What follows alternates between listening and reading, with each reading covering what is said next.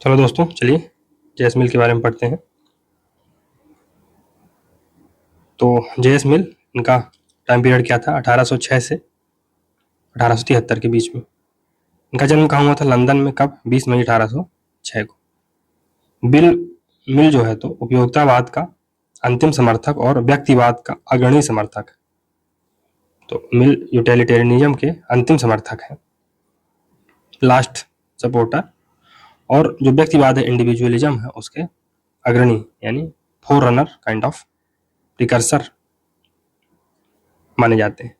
स्वतंत्रता के महान विचार मिल ने अपने स्वतंत्रता संबंधी विचार अपने निबंध एसे ऑन लिबर्टी 1859 में आती है में दिए।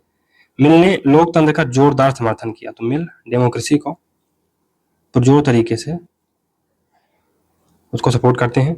मिल ने महिलाओं के प्रतिनिधित्व का जोरदार समर्थन किया। तो फीमेल या वुमेन रिप्रेजेंटेशन को भी ये सपोर्ट करते हैं। मिल ने महिलाओं के प्रतिनिधित्व संबंधी विचार पर अपनी पुस्तक consideration on the representative government 1861 में दिया है। Consideration on the representative government ये 1861 में आती है बुक। मिल ने पहली बार कल्याणकारी राज्य का सैद्धांतिक प्रतिपादन किया, तो थ्योरेटिकल एक्सप्लेनेशन दी वेलफेयर स्टेट की पहली बार। मिल ने हस्तक्षेपवादी राज्य के बजाय हस्तक्षेपवादी राज्य का समर्थन किया। तो नॉन इंटरफेरेंस ऑफ स्टेट, ये जो क्लासिकल लिबरल थे फॉर एग्जांपल लॉक, तो ये नॉन इंटरफेरेंस ऑफ स्टेट की बात करते थे। स्टेट को एक नाइट वॉचमैन की तरह ट्रीट करते थे कि स्टेट का काम केवल कितना है कि state law and order maintain करे और एक्सटर्नल अग्रेशन से रक्षा करे, बाकी और लोगों पर छोड़ दे, उनको जो करना है वो करते रहे। लेकिन पहली बार मिल अब नॉन इंटरफेरेंस से इंटरफेरेंस की बात करते हैं। मिल ने कल्याणकारी राज्य संबंधी विचार अपनी रचना principle of the political economy 1848 में आती है बुक। सिवाइन के अनुसार मिल पहला उदारवादी विचारक है जिसने व्यक्ति एवं राज्य के मध्य समाज नामक तीसरे तत्व को खोजा। मिल एलेक्स डी टॉकविले की रचना democracy in America published in 2 volume, ये 2 वॉल्यूम में पब्लिश होती है। पहला 1835 में और दूसरा 1840 से अत्यधिक प्रभावित थे। फिर टॉकविले के अनुसार अमेरिका में लोकतंत्र नहीं अपितु बहुमत का निरंकुश तंत्र है। तो एलेक्स डी टॉकविले हैं वो टायरनी ऑफ मेजॉरिटी का कॉन्सेप्ट देते हैं। वह अगस्त कॉम्टे के विचारों से भी अत्यधिक प्रभावित थे। अगस्त कॉम्टे ने समाज के विकास के निम्नलिखित चरणों का उल्लेख किया था। धार्मिक यानी रिलीजियस, फिर तात्विक एलिमेंटल, फिर वैज्ञानिक या सकारात्मक, तो पॉजिटिव या साइंटिफिक डेवलपमेंट ऑफ सोसाइटी। स्वतंत्रता, तो मिल की रचना on liberty John Milton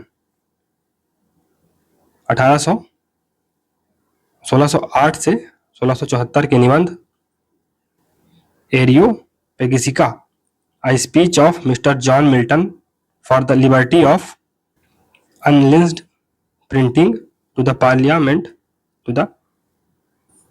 Parliament of England, ये 1664 के समान महत्वपूर्ण मानी गई है। वॉल्टेयर, ये इनका जो टाइम पीरियड था वॉल्टेयर का 1694 से 78, तो ये 1694 से 1778 होगा दोस्तों। फिर स्वतंत्रता के समर्थक विचारक हैं। मिल की स्वतंत्रता का मूलभूत आशय विचार, अभिव्यक्ति और भाषण की पूर्ण स्वतंत्रता है। तो freedom of thought, expression and speech.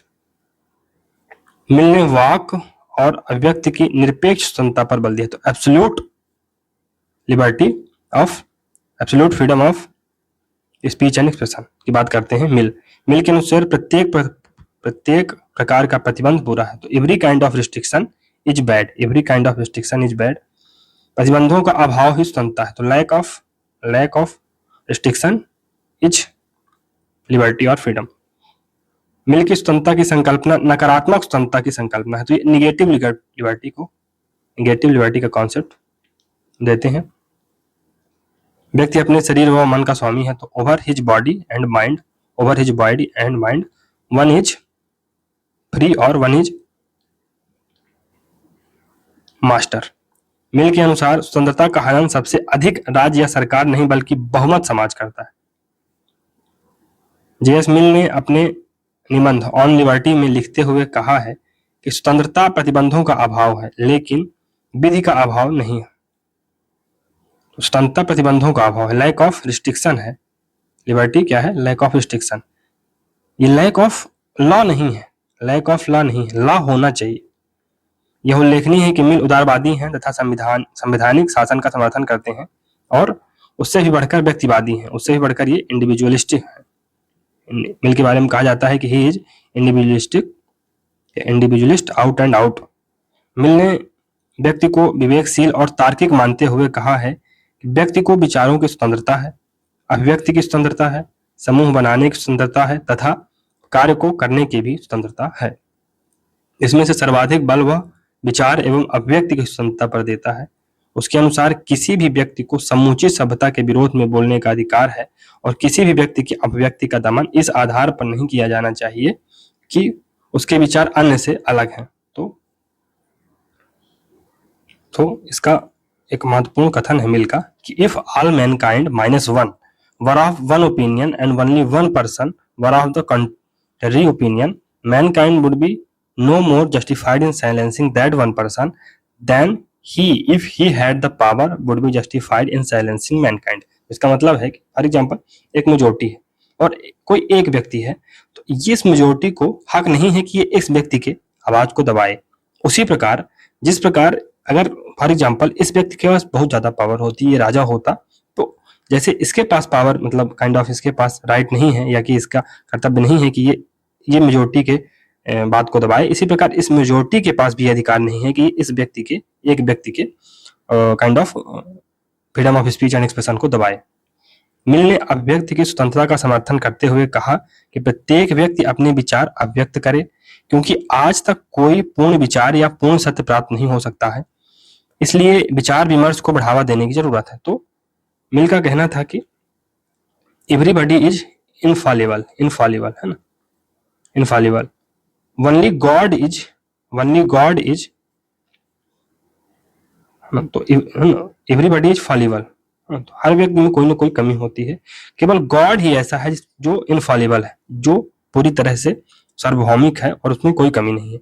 तो until unless we do not become God, है ना, जब तक हम भगवान नहीं बन जाते हैं तब तक हमें हर व्यक्ति को मौका देना चाहिए कि वो बोल सके, अपने आप को प्रकट कर सके। उसके अनुसार यदि कोई व्यक्ति यह दावा करने लगे कि इसका विचार एकमात्र सत्य है तो यह त्रुटिहीन है, निरपेक्ष है, तो वह स्वतंत्रता के लिए खतरा बन जाता है। तो ये बात है कि अगर कोई व्यक्ति ये कहे कि उसका जो आइडिया है वो एब्सोल्यूट है और एकमात्र सत्य है, केवल जो वो बोल रहा है वही ट्रुथ है, तो ये फिर फ्रीडम के लिए एक थ्रेट बन जाएगा, क्योंकि विरोधी विचारों को दमित करने का प्रयास किया जाता है। मिल ने विचार और अभिव्यक्ति की निरपेक्ष स्वतंत्रता एब्सोल्यूट लिबर्टी का समर्थन किया है। इसका अभिप्राय है कि वाक और अभिव्यक्ति की स्वतंत्रता पर कोई प्रतिबंध, सेंसर नहीं लगाया जा सकता। तो freedom of speech and expression पर कोई सेंसर नहीं लगेगा और यदि कोई व्यक्ति दूसरे के विचारों से असहमत है तो उसे उस व्यक्ति के विचार के दमन का अधिकार नहीं दिया जा सकता है। You can be disagree with my thoughts but you can not suppress my freedom of speech and expression. उसका प्रसिद्ध कथन है कि प्रत्येक व्यक्ति अपने मन और शरीर का मालिक है, तो over his body and mind everybody is owner और एवरीबॉडी इज मास्टर। इसलिए व्यक्ति के विचारों पर समाज और राज्य का नियंत्रण संभव नहीं है। स्वतंत्रता के पक्ष में तर्क क्या क्या है? तो कोई व्यक्ति सत्य के ज्ञान का पूर्ण दावा नहीं कर सकता है ना। Nobody can claim that he has true knowledge और ही ओज ट्रू नॉलेज, नहीं। अतः विचार विमर्श के द्वारा ही सत्य का, तो जब हम इंटरेक्शन करेंगे लोगों से, है ना, काइंड ऑफ डिबेट करेंगे, तभी तो सत्य पता चलेगा। एक व्यक्ति यदि समूची सभ्यता के खिलाफ बोले तो भी उसे चुप नहीं कराया जा सकता, है ना। स्वतंत्रता का दमन समूचे समाज को किसी विचार से वंचित कर सकता है। तो मिल तो यहां तक कहते हैं कि इवन जो इंसेन पर्सन है, जो पागल व्यक्ति हैं, उनको भी बोलने का हक होना चाहिए और आपको किसी भी व्यक्ति को बोलने से नहीं रोकना चाहिए। क्यों? क्योंकि अगर आपने किसी व्यक्ति को बोलने दिया, फॉर एग्जाम्पल हम कहते हैं कोई व्यक्ति झूठ ही बोल रहा है, लेकिन एक ऐसा टाइम आएगा जब उसे एहसास हो जाएगा कि हाँ मैं झूठ बोल रहा हूं, तो वो व्यक्ति शांत हो जाएगा। और अगर ऐसा नहीं हुआ और वो व्यक्ति सत्य बोल रहा है तो आपको मौका मिलेगा कि आप अपने आप को रेक्टिफाई कर सकें। ये मिल का मानना था। और इवन वो इंसेन, इन पागल लोगों को भी freedom of speech and expression का अधिकार देता है। और उसका एक महत्वपूर्ण कथन है कि no state can become great, no state can become great by dwarfing its own citizen. तो कोई भी राज्य अपने जो सिटीजन्स हैं, अपने उसके जो लोग हैं, उनको छोटा करके, डॉर्फ करके बड़ा नहीं बन सकता है। फॉर एग्जाम्पल चाइना भले इतना ज्यादा विकसित है, इतना ज्यादा सब कुछ है, मे बी अगर चाइना में फ्रीडम होती, freedom of speech and expression होती, लिबर्टी होती है, डेमोक्रेसी होती, तो हो सकता है चाइना आज अमेरिका को भी ओवरटेक कर चुका होता और बहुत ज्यादा आगे बढ़ चुका होता। मे बी हो सकता है। क्यों? क्योंकि अमेरिका इतना महान क्यों है?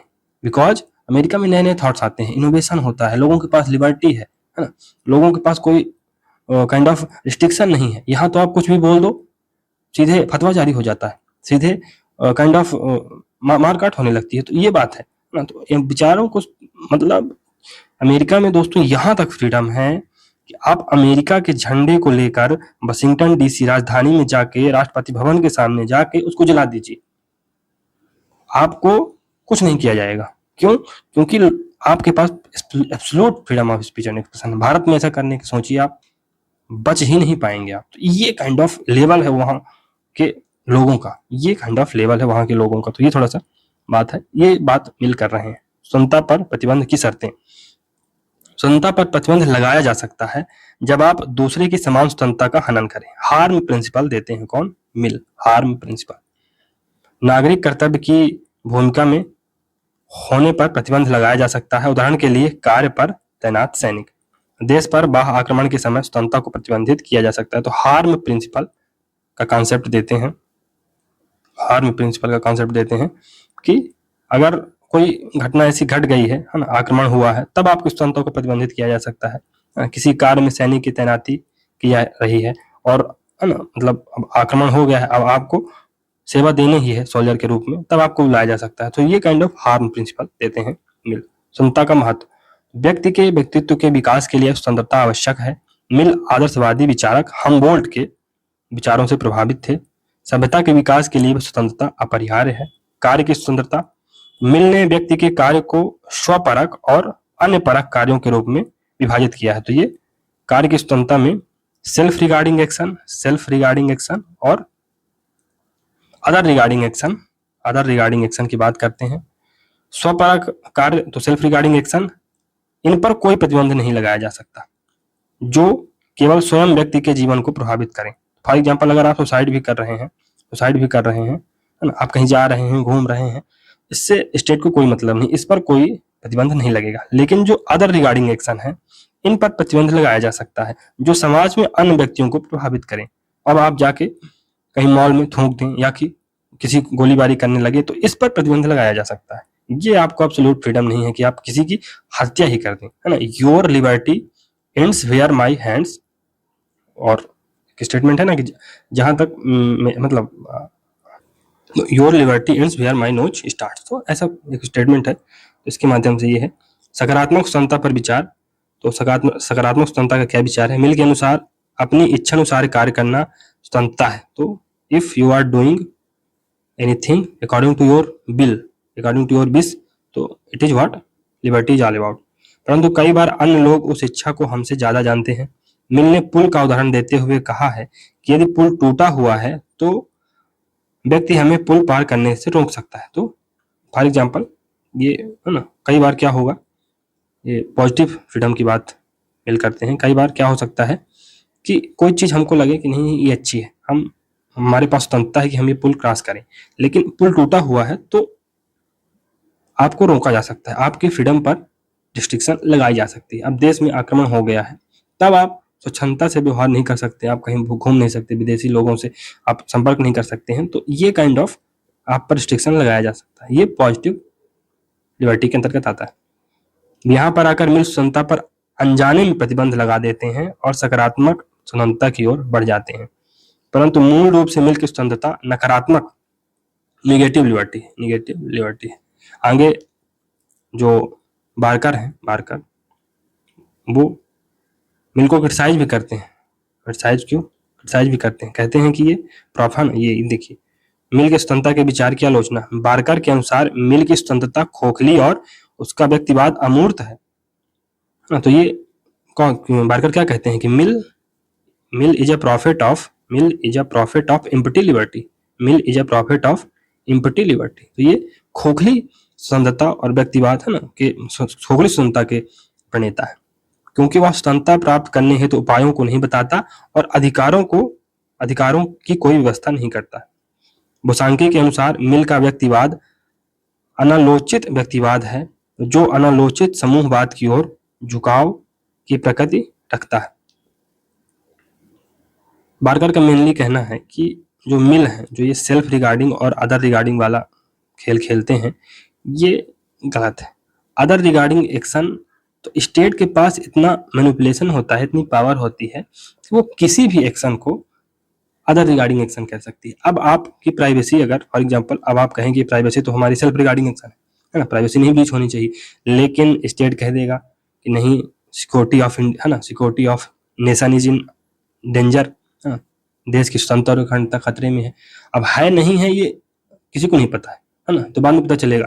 लेकिन state in the name of security, in the name of anything, वो इसको आपकी प्राइवेसी की, आपकी स्वतंत्रता को अदर रिगार्डिंग एक्शन की तरह ला देगा और आपकी स्वतंत्रता को ब्रीच कर देगा।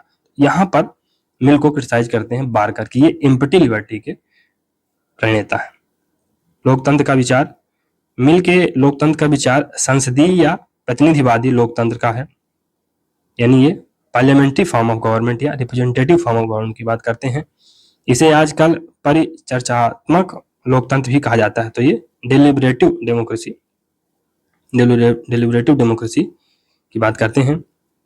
अतः वह रूसो के प्रत्यक्ष लोकतंत्र की मान्यता का समर्थन नहीं है। तो डायरेक्ट डेमोक्रेसी की बात नहीं करते हैं कौन, मिल, जबकि रूसो डायरेक्ट डेमोक्रेसी की बात करते हैं। उसने बेंथम के एक व्यक्ति एक मत की मान्यता को अस्वीकार कर दिया। तो बेंथम के जो वन वोट वन पर्सन है, उसके कॉन्सेप्ट को भी मिल अस्वीकार कर देते हैं। फिर उसने बहुल मतदान का समर्थन किया है। बहुल मतदान, जिसका अभिप्राय है कि शिक्षित और संपत्तिशाली व्यक्तियों को एक से अधिक मत प्राप्त होंगे। तो ये काइंड ऑफ एक से अधिक मतदान, वोट का अधिकार देते हैं किनको, शिक्षित और संपत्तिशाली व्यक्तियों को। उसने लोकतंत्र को शिक्षा प्रणाली और जीवन शैली के रूप में चित्रित किया।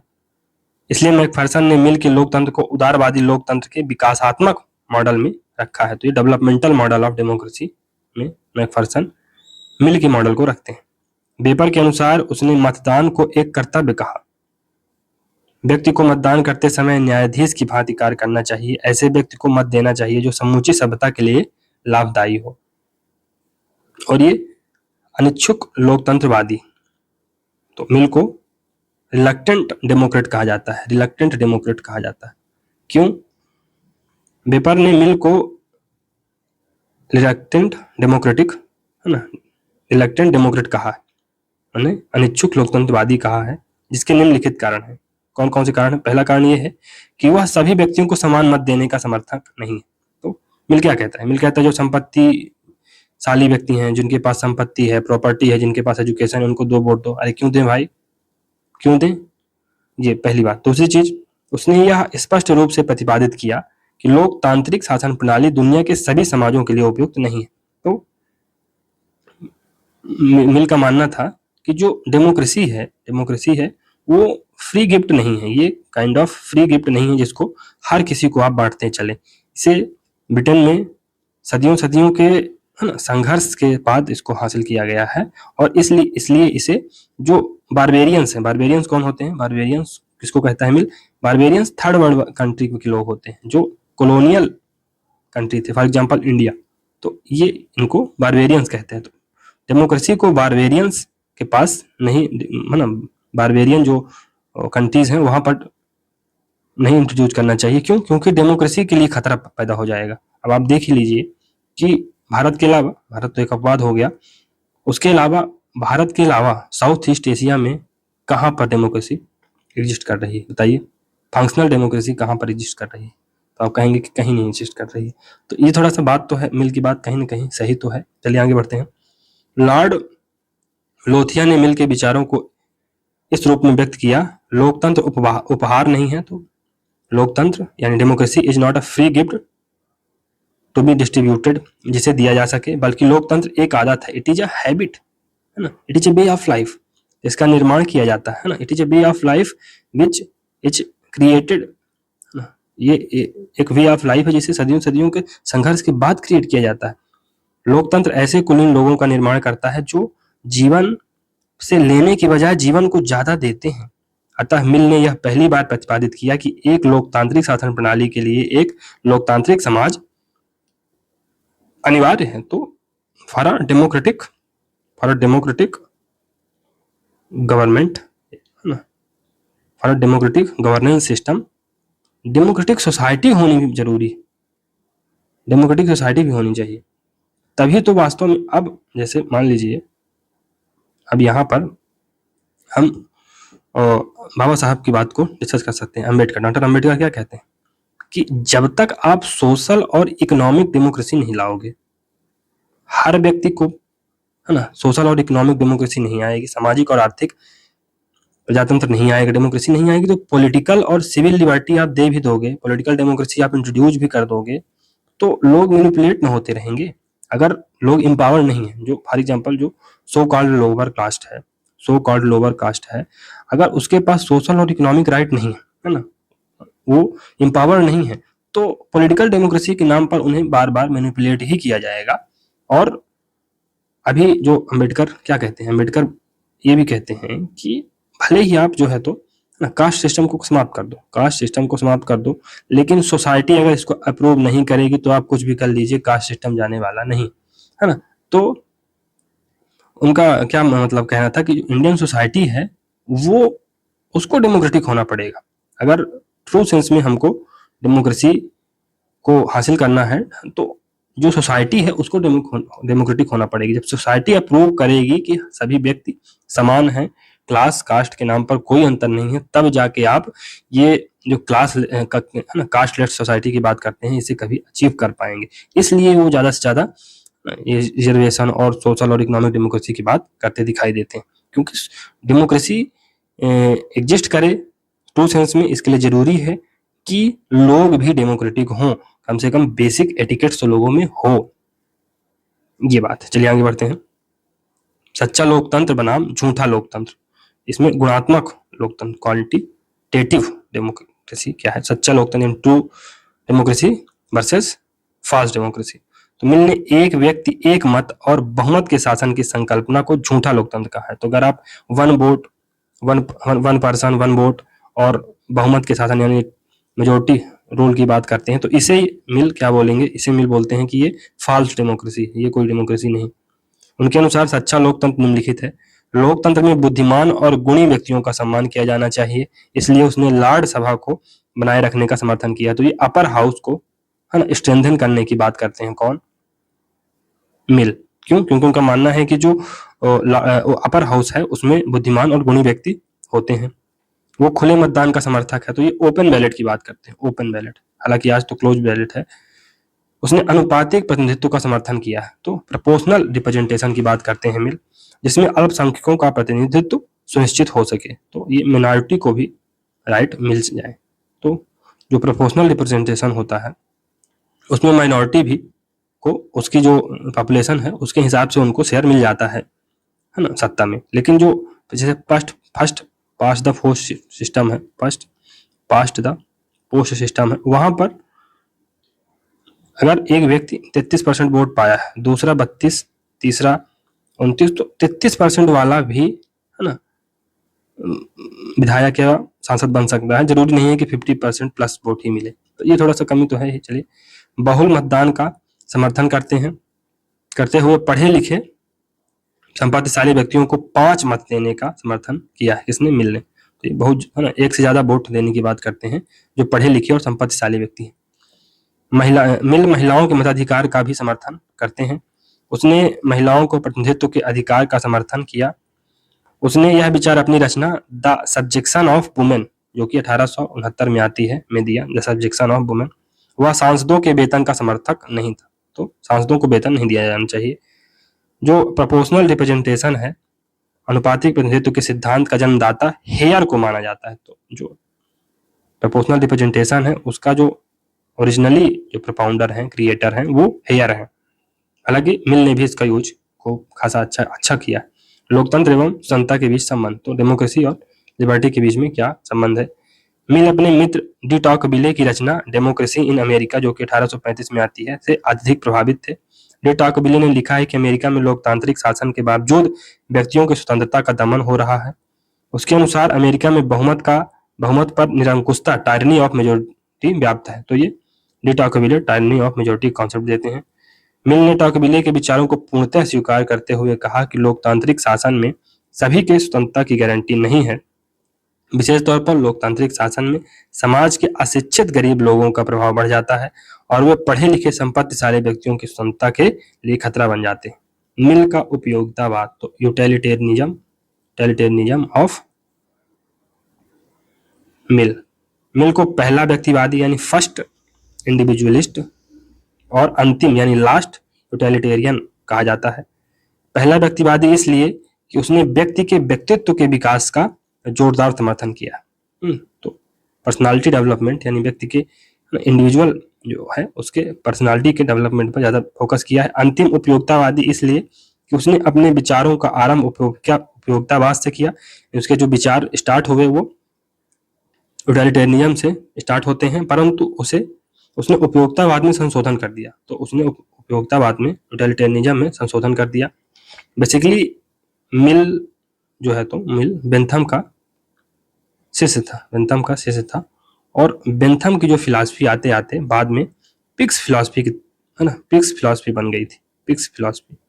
तो उसको बेंथम मॉडिफाई करना चाहता था, लेकिन मॉडिफाई करते करते मिल इतनी दूर चले गए कि उनके बारे में कहा जाता है कि मिल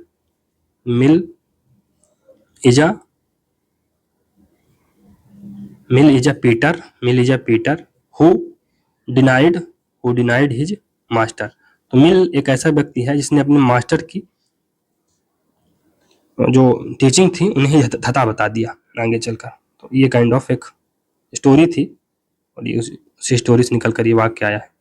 उपयोगितावाद में संशोधन, प्रत्येक व्यक्ति का मूल उद्देश्य अधिकतम सुख की प्राप्ति है। व्यक्ति का वह कार्य ही सही है जिसमें ज्यादा से ज्यादा सुख प्राप्त हो। जो भी चीज सुख प्रदान करे वह उपयोगी होगी। राज्य का सुख, अधिकतम लोगों का अधिकतम सुख। मिल ने भी उदारवाद की व्याख्या उपयोगितावादी सिद्धांत के आधार पर की। अतः मिल ने भी यह माना कि व्यक्ति के जीवन का मूल उद्देश्य ज्यादा से ज्यादा सुख प्राप्त करना है, परंतु उसने बेंथम के विचारों को संशोधित कर दिया। क्यों? क्योंकि बेंथम ने कहा कि सुख मात्रात्मक है। तो बेंथम क्या बोलते हैं कि जो प्लेजर है वो क्वांटिटेटिव, ये शारीरिक होता है, तो ये फिजिकल होता है, इसलिए सुख की ज्यादा से ज्यादा मात्रा प्राप्त करनी चाहिए। मिल ने बेंथम की उपयोगितावादी मान्यता का खंडन किया। तो बेंथम को मिल क्रिटिसाइज करते हैं। उसने सुखवाद में गुणात्मक विभाजन कर दिया। तो अब ये क्वालिटेटिव एस्पेक्ट लाते हैं। जो प्लेजरिज्म है उसमें ये क्वालिटेटिव एस्पेक्ट लाते हैं। मिल के अनुसार सुख दो प्रकार के होते हैं, एक नैतिक मोरल हैप्पीनेस जिसे उच्चतर यानी कि हायर हैप्पीनेस या हायर प्लेजर कहा जाता है, और दूसरा भौतिक फिजिकल यानी इसे काइंड ऑफ निम्नतर सुख कहा जाता है, लोअर प्लेजर कहा जाता है। मिल के अनुसार मानव होने का अर्थ उच्चतर नैतिक सुखों की प्राप्ति है।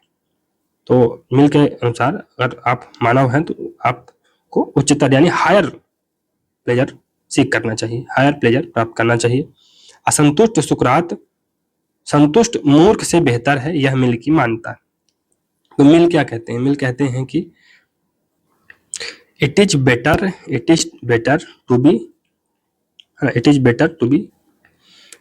To be Socrates dissatisfied rather than a fools satisfied. तो असंतुष्ट सुकरात संतुष्ट मूर्ख से बेहतर है। It is better to be Socrates dissatisfied than a fool satisfied।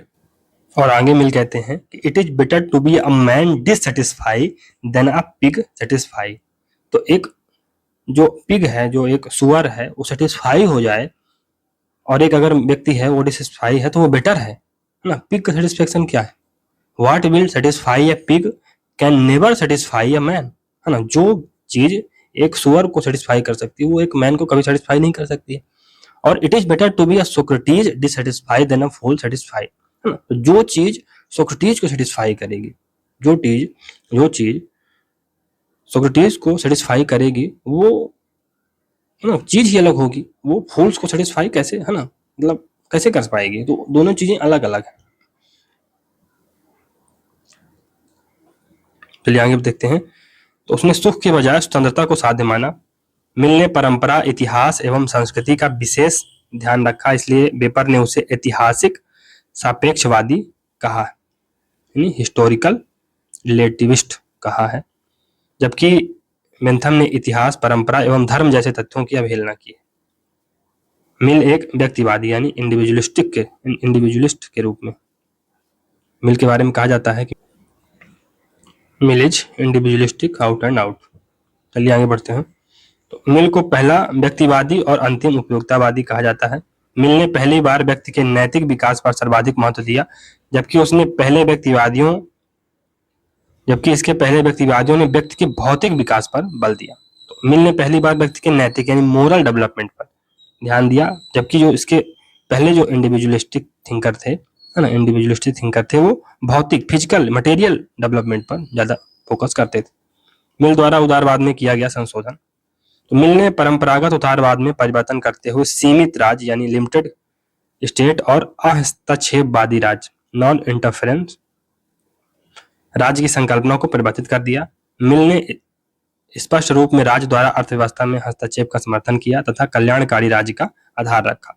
मिल ने अपनी प्रसिद्ध रचना प्रिंसिपल ऑफ पॉलिटिकल इकोनॉमी, जो कि 1848 में आती है, में स्पष्ट रूप से स्वीकार किया कि समाज में सभी व्यक्ति अपने विकास की यात्रा समान रूप में प्रारंभ नहीं करते, अतः राज्य को आर्थिक अर्थव्यवस्था में हस्तक्षेप करना चाहिए। सेवाइन के अनुसार मिल ने जो क्लासिकल लिबरलिज्म है, शास्त्रीय उदारवाद का संशोधन किया, लेकिन उसका संशोधन सफल नहीं रहा, क्योंकि वह व्यक्ति और समुदाय के बीच झूल रहा है और यह निश्चित नहीं कर सका कि समुदाय महत्वपूर्ण है अथवा व्यक्ति का महत्व ज्यादा है। तो मिल जो है तो व्यक्ति इंपॉर्टेंट है ना, इंडिविजुअल इंपॉर्टेंट है या सोसाइटी, इसके बीच वो काइंड ऑफ एम्बिवेलेंस की स्थिति में रहा, है ना। वो निर्णय नहीं ले पाया कि व्यक्ति ही इंपॉर्टेंट है कि सोसाइटी इंपॉर्टेंट। भाई आप एक चीज डिसाइड कर लो ना कि व्यक्ति है या सोसाइटी, तो व्यक्ति इन दोनों के बीच में ऑसिलेट करता रहा। मिल डिसाइड नहीं कर पाया कि इंडिविजुअल या सोसाइटी दोनों में से कौन ज्यादा इंपॉर्टेंट है। इसलिए सेवाइन ने माना कि उदारवाद का सबसे सफल संशोधन ग्रीन ने किया है। तो ग्रीन के बारे में आगे पढ़ेंगे हम लोग, टीएच ग्रीन के बारे में। उसने व्यक्ति और समाज के बीच विद्यमान विरोध समाप्त कर दिया और यह कहा कि व्यक्ति एक सामाजिक प्राणी है, तो man is a social animal. राज्य की संकल्पना, तो मिल ने राज्य को यांत्रिक मैकेनिकल माना है, परंतु मिल के विचार में समूहवाद का आधार भी विद्यमान है एवं मिल के विचारों से इंग्लैंड का फेबियन समाजवादी विचार भी प्रभावित है। कल्याणकारी राज्य का सैद्धांतिक रूप में पहली बार स्पष्ट प्रतिपादन किया। मिल ने नकारात्मक उदारवाद का संशोधन करते हुए इसे सकारात्मक उदारवाद में परिवर्तित किया। तो ये एक ट्रांजिशनल थिंकर रहा है मिल, और थोड़ा सा इसमें ध्यान रखिएगा, अगर पूछे कि ये काइंड ऑफ पॉजिटिव लिबरलिज्म से एसोसिएटेड है या नहीं, तो थोड़ा सा इस पर थोड़ा सा ध्यान रखिएगा। हालांकि दोनों चीजें इसमें सही होनी चाहिए, है भी नहीं भी। क्यों? क्योंकि ये ट्रांजिशनल थिंकर है। मिल ने पहली बार राज्य की अर्थव्यवस्था में हस्तक्षेप को स्वीकार किया, अतः मिल ने हस्तक्षेपकारी राज्य का प्रतिपादन किया। मिल ने प्रगतिशील करारोपण का समर्थन किया। मिल में विषमता का मूल कारण मिल ने सामंती व्यवस्था को माना है। तो मिल में समाज में विषमता का मूल कारण मिल ने क्या माना है? जो फ्यूडल सिस्टम है उसको विषमता का, इनइक्वालिटी के मूल कारण माना है। सभ्यता के विकास में सभी अपनी यात्रा समान रूप में प्रारंभ नहीं करते हैं। मिल का ऐसा विचार उसकी पुस्तक the principle of political economy, जो कि 1848 में आती है, में वर्णित है। मिल के विचार से इंग्लैंड के फेबियन समाजवादी प्रभावित थे, अतः मिल का झुकाव समूहवाद की ओर भी है। मिल ने अ सिस्टम ऑफ लॉजिक,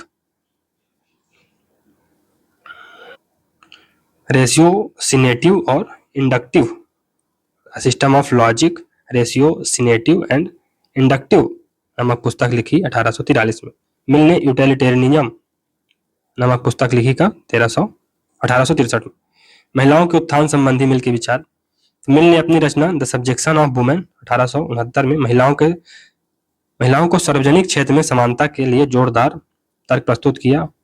उसने 3 एसे ऑन रिलीजन में ऐसा लिखा है, 3 एसे ऑन रिलीजन में लिखा।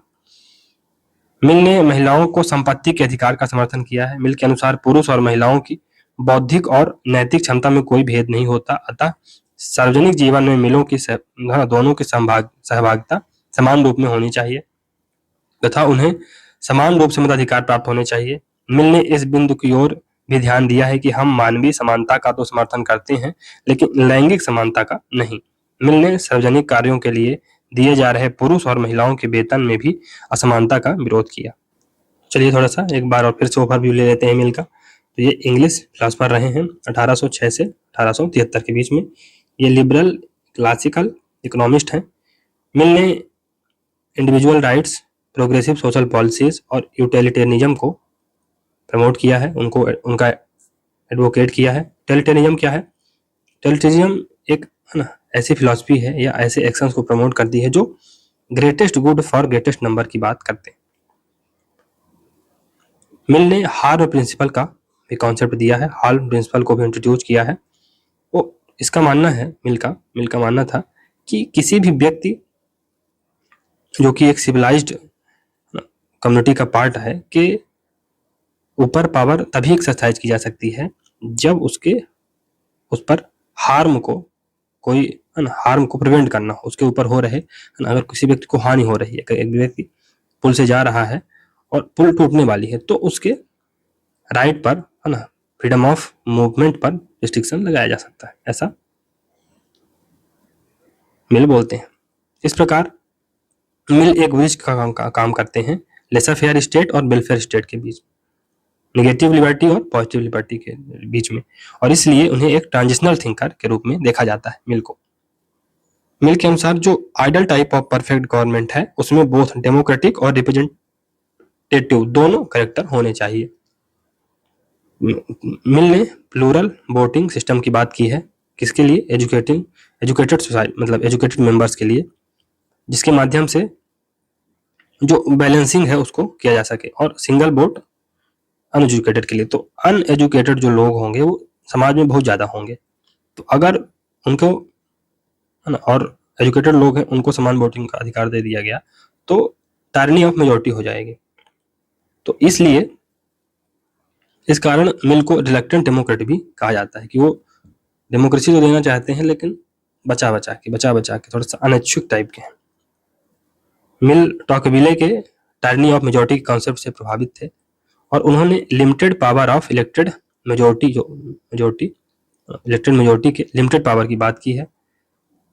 According to Mill, placing restriction on the freedom of expression of human being is like robbing of the present and future races. तो अगर हम freedom of speech and expression पर प्रतिबंध लगाते हैं ह्यूमन बीइंग के, तो इसका मतलब ये है कि हम प्रेजेंट और फ्यूचर दोनों जो जनरेशन है, दोनों जो रेसें हैं,